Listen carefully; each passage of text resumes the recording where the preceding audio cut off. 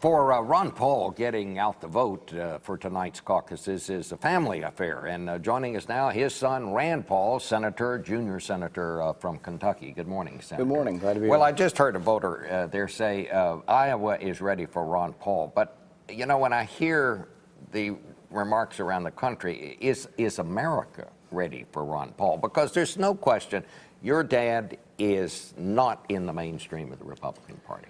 Well, I think that's a matter of opinion. I think the interesting thing about it is when you just choose a commander-in-chief, someone who's going to be in charge of our nuclear arsenal, I think you want someone who is reasonable, someone who wouldn't be really happy to bomb other countries.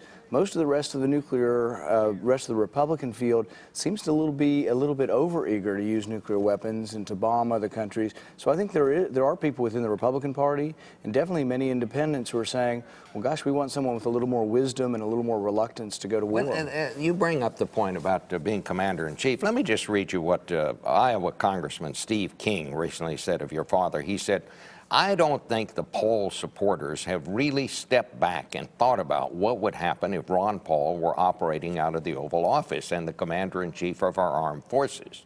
I mean, you know, he has said that he wants to bring home our troops from Japan.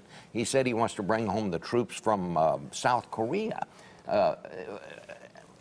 I guess after 60 years, do we not think that the Japanese can afford to support their own national defense now? That the South Koreans, who are doing quite well economically, could not afford to finance their own defense?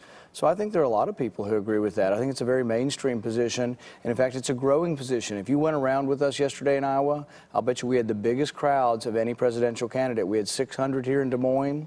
I went to the headquarters last night.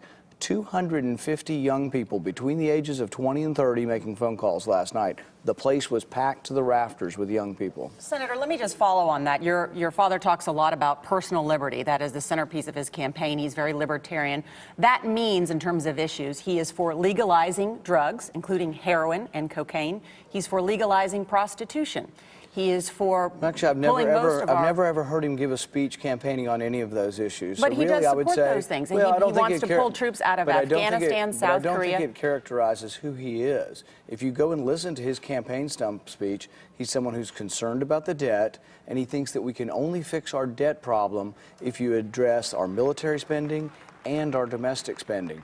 But I've never heard him ever use the word prostitution, much less campaign on it. So that's not a fair characterization of who Ron Paul is. You talk about fiscal discipline. Yesterday, he called Rick Santorum, who is surging in this contest, a liberal.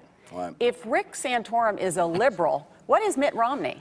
Well, what I would say is Santorum on social issues is very conservative. On economic issues like foreign aid, he's voted for foreign aid repeatedly. He voted to double the size of the Department of Education. Old school Reagan Republicans don't believe in the Department of Education. Rick Santorum voted to double the size of the Department of Education. I would say that, you know, he supported the linchpin of Obamacare, the individual mandate, and he supported the bank bailouts.